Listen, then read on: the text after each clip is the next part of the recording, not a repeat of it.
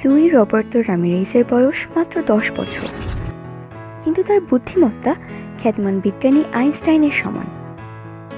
এত বুদ্ধি নিয়ে ছোটখাটো কোনো স্কুলে পড়া কি তার সাজে?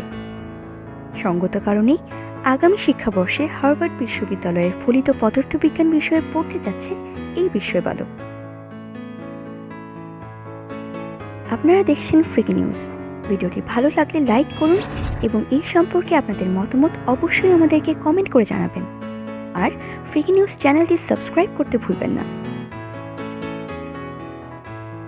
বার্তা সংস্থা IANS এর খবরে জানানো হয়, লুইয়ের বাড়ি মেক্সিকোর জামোরায়। সে মাত্র 5 বছর বয়সে নিজের চেষ্টায় ইংরেজি শিখে ফেলে। এখন সে শিখছে ফরাসি ও চীনা ভাষা।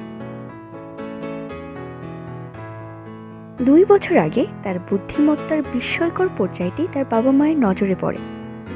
অভিভাবকেরা লক্ষ্য করেন লুই তার সমবয়সী অন্য শিশুদের মতো নয়। অন্য শিশুদের সঙ্গে রুচি, আগ্রহ, চিন্তাভাবনা ও জ্ঞানের ক্ষেত্রে তার তফাৎ রয়েছে।